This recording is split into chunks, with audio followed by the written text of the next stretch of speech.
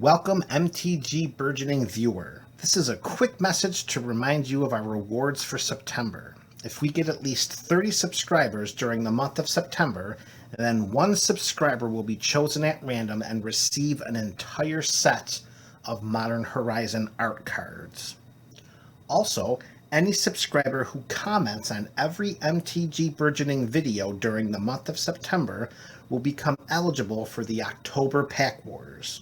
On October 1st, a list will be compiled of all subscribers that commented on every MTG Burgeoning video released during September.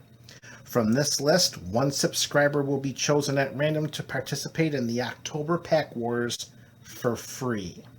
If the chosen subscriber is already a Pack Wars supporter or member, then that subscriber will receive a second spot in the October Pack Wars. So be sure to leave a comment and prepare for war. We're MTG Burgeoning. This is Build a Deck Tuesday. Subscribe now and join the movement. This is it, folks. Our journey with Zaxara the Exemplary has come to pass. Today we install our land base and we complete the deck that has taken us so many weeks to put together. This is MTG Burgeoning, and this is Build the Deck Tuesday, and today we complete Zaxara the Exemplary.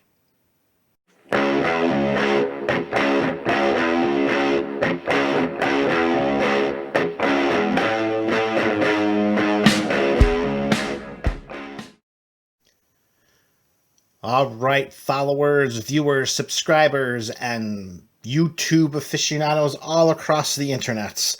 Welcome. Zaxara the Exemplary is here. We are going to finish building our deck. And in so doing, we're going to install our land base. So before we do that, let's take a very, very brief review of the deck that we've already put together with all of the spells that we have included thus far.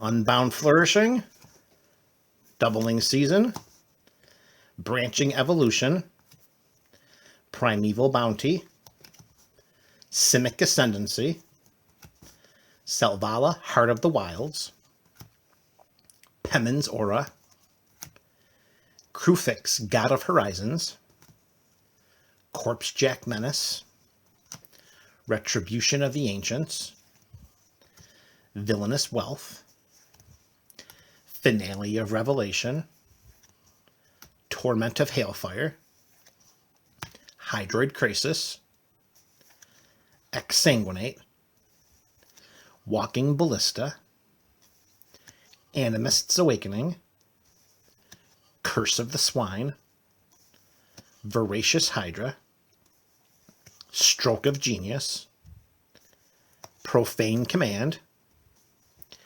Pull from Tomorrow, Primordial Hydra, Stonecoil Serpent, Blue Sun Zenith, Erebus's Intervention, Hungering Hydra, Steelbane Hydra,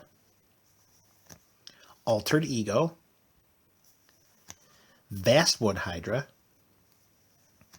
Lifeblood Hydra, Mistcutter Hydra, Hooded Hydra, Gadwick the Wizened, Thassa's Intervention, Open into Wonder, Wildest Dreams, Black Sun's Zenith, Death Denied, Gelatinous Genesis, Colonian Hydra, Garrick's Uprising, Strionic Resonator, Lightning Greaves, Asceticism, Demonic Tutor, Diabolic Intent, Rhystic Study, Cyclonic Rift, the Ozolith, Assassin's Trophy, Beast Within, Soul Ring, Arcane Signet, Thought Vessel, Farseek, Rampant Growth, Bloom Tender, Kodama's Reach, Cultivate, Growing Rites of Itlamok, Chromatic Lantern, Thran Dynamo, Mana Reflection. That is our 64 card deck, plus our General / Commander of Zaxara gives us 65 total for our 100 card allotment. So that leaves us with 35 cards, of which we are going to install our land base. Prior to doing so, I wanted to zip through a small stack of maybe some honorable mentions or some cards that we can put into our sideboard or wish board or maybe board in order to swap in and swap out as we play test and gameplay with this Zaxara build. Some of these are spells that just didn't make it into the deck, but perhaps after gameplay and play testing, maybe they seem to be a little more necessary, as some of the other spells in the current deck list maybe are deemed a little less necessary. So let's just quickly go through these. We have Biomass Mutation for X and 2 Simic Hybrid. It's an instant and creatures we control become XX until end of turn. Initially, I wanted to include this as a win condition because with so many of our creatures coming into play with base power toughness of 0/0, any bump would be an increase. And if we have evasion with our creatures, like with Trample from Garruk's Uprising or something like that, then Biomass Mutation would have been one massive win condition. But for the time being, we'll just keep it on the side and we'll keep an eye on it. Similar to Biomass Mutation, we have Strength of the Tajuru. For X and 2 green, this is an instant that has multi-kicker. Anyone who's unfamiliar with multi-kicker means that you pay a colorless in this instance, and you may pay an additional 1 colorless any number of times as you cast the spell. So we can choose a target creature, and then choose another target creature for each time Strength of the Tajuru was kicked, and we put X +1/+1 counters on each of them. With our deck having the ability to generate an immense amount of mana, this could be a finishing spell. I also thought that this could have been an alternate win condition, but it just didn't make the cut. But we're going to make it as an honorable mention, as a just in case. Next up is Skeletal Scrying. It's an instant that's X and a black, and as an additional cost to cast Skeletal Scrying, we exile X cards from our graveyard, which isn't a terrible inconvenience. It's not overburdensome for us to do this because we haven't built this deck to be a graveyard recursion themed deck.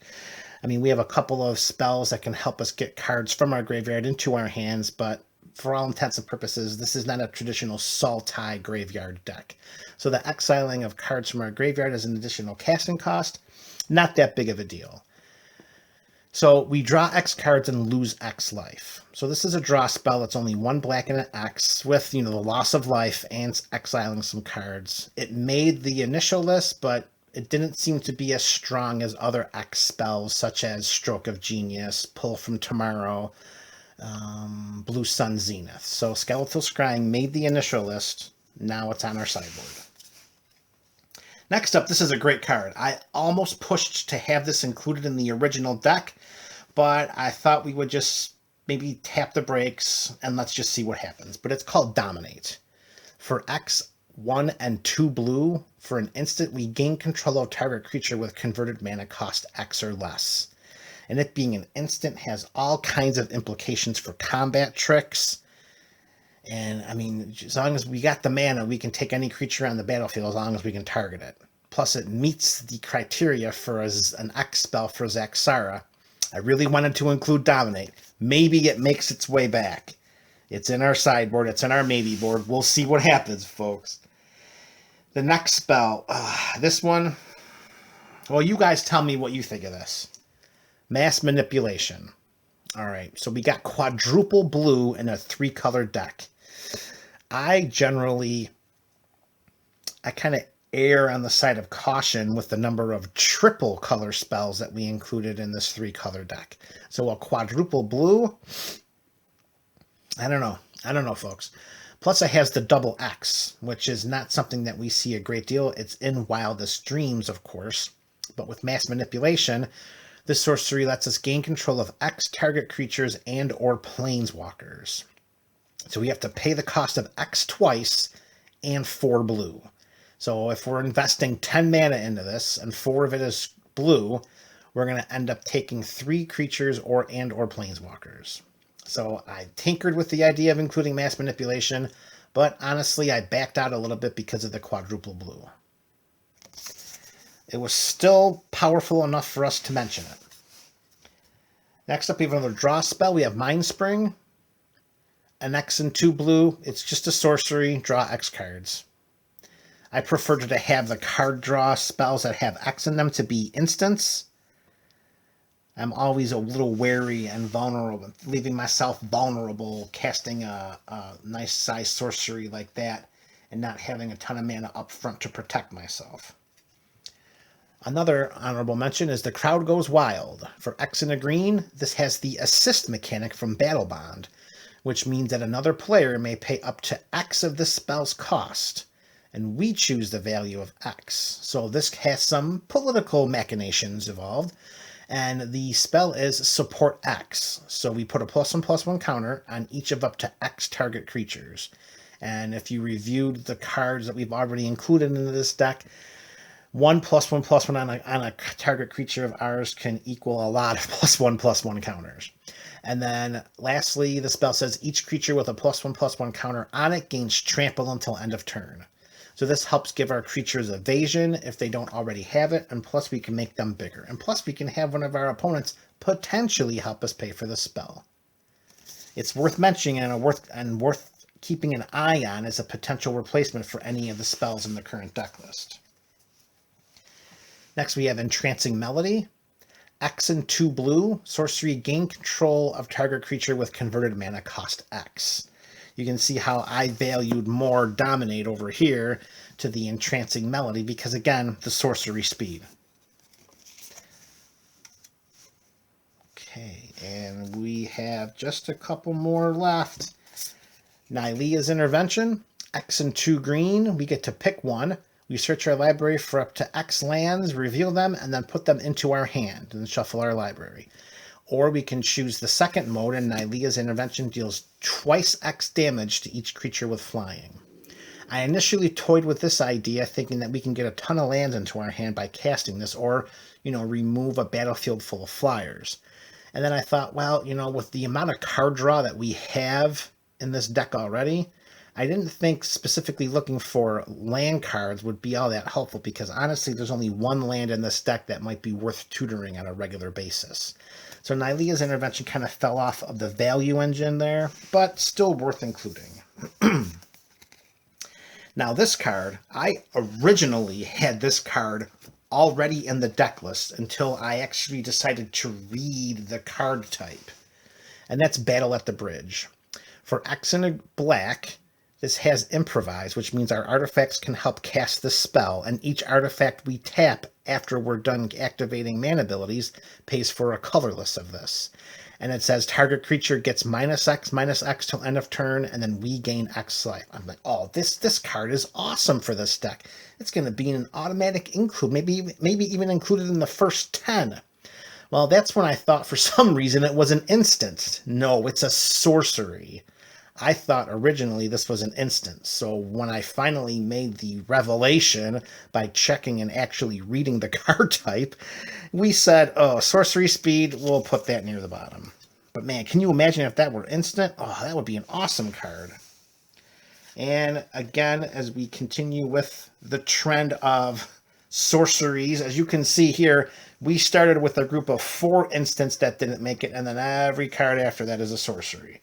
And the last card is no different, Stolen by the Fae. X and 2 blue, we return target creature with converted mana cost X to its owner's hand, and then we create X 1/1 blue fairy creature tokens with flying. little bit of creature bounce for to our opponents or for ourselves. Worth mentioning. All right, and the last few cards I want to mention are some counter spells that fit the theme of this deck. Now, for my metagame, we are not a counter spell centric metagame, and so saying that we don't play with them. We don't like them. We try to sit down with the mentality of everyone's going to get to play their spells. So that's a meta specific requirement that we have, but for LGS play or league or tournament play, these following counterspells you may want to think about including into a deck like this. And the first one takes us all the way back to Tempest for Power Sink. Look at that. Look at how old that card is. It says interrupt. It doesn't even say instant. It's interrupt. For X and a blue, we counter target spell unless its caster pays an additional X. If he or she does not, tap all mana producing lands that player controls and remove all mana from his or her mana pool. Power Sink is counterspell number 1 that I would include if I were taking this deck to an LGS or to a league or tournament play. Counterspell number 2 is Condescend. X and a blue, counter target spell unless its controller pays X, and then we scry 2.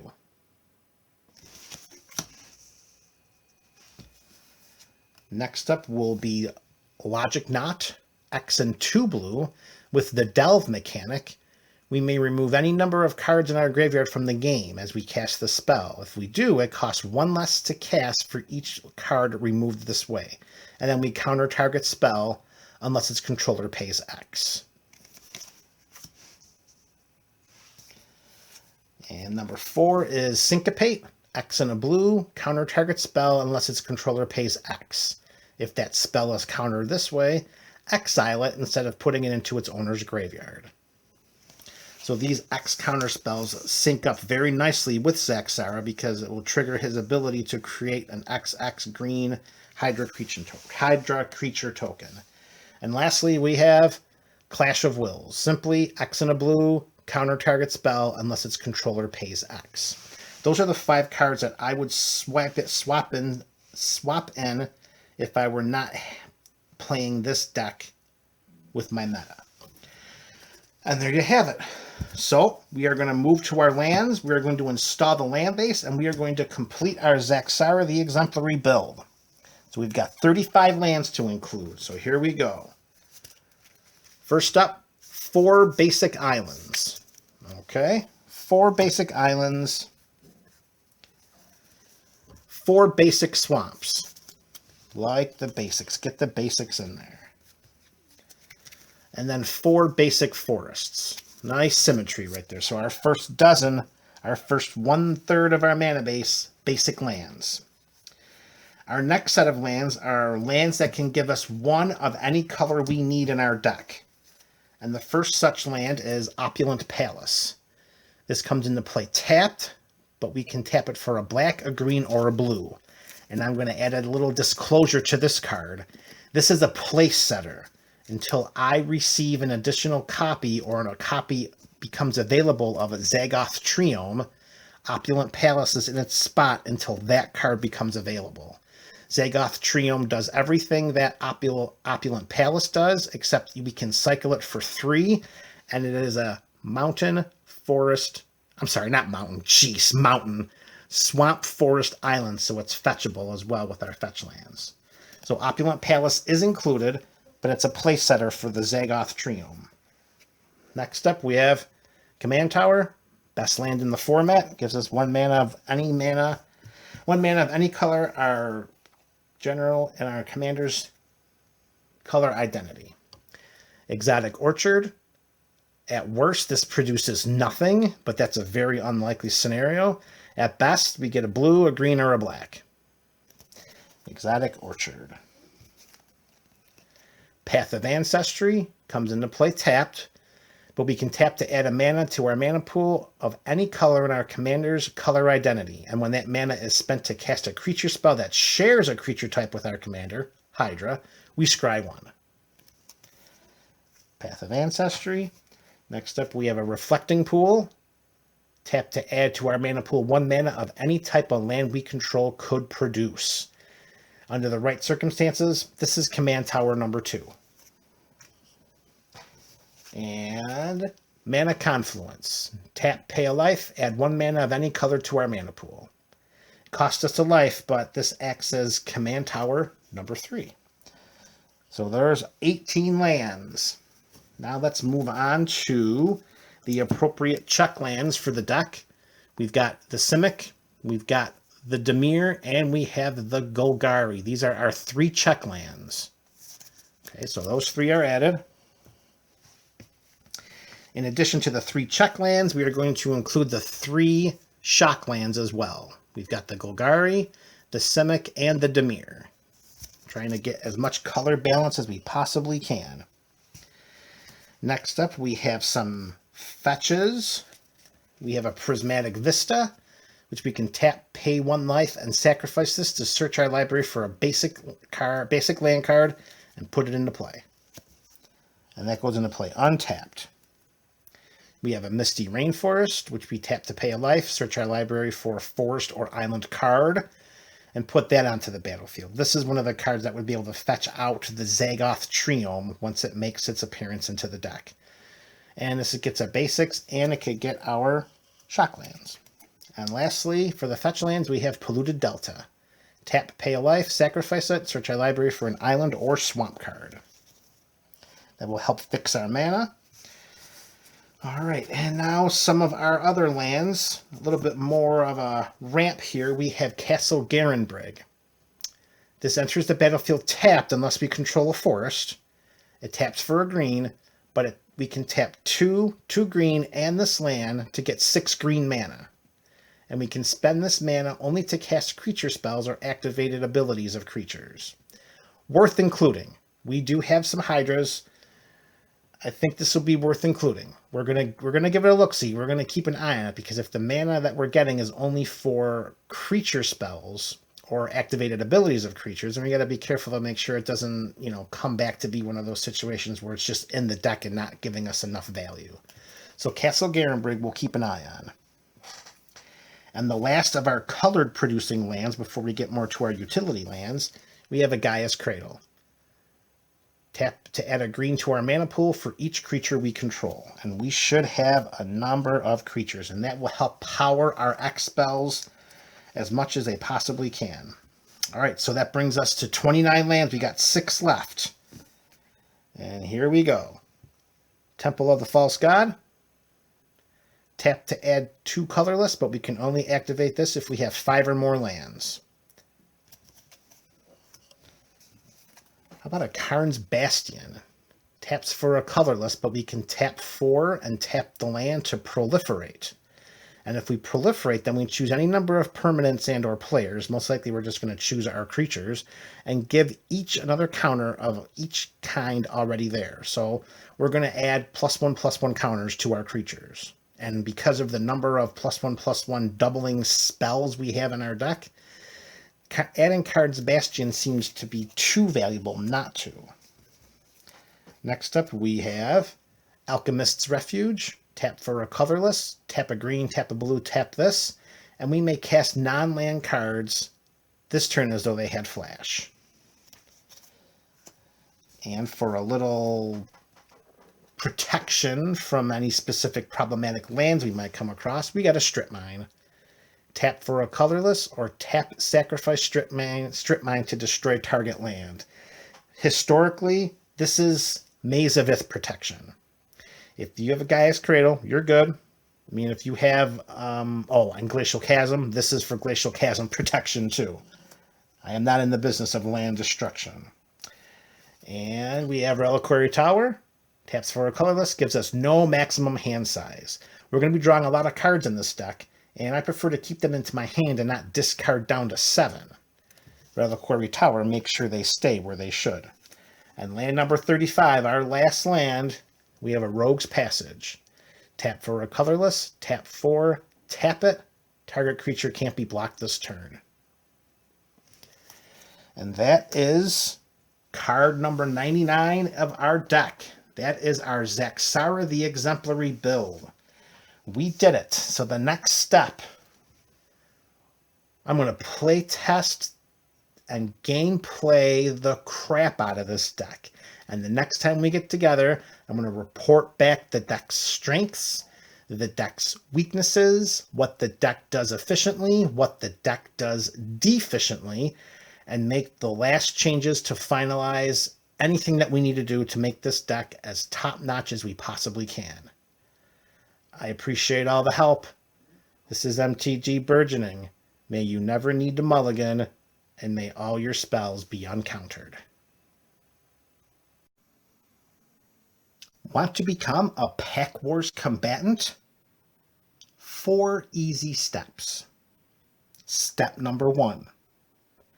Click on the link below in the description or go to www.buymeacoffee.com/MTGBurgeoning.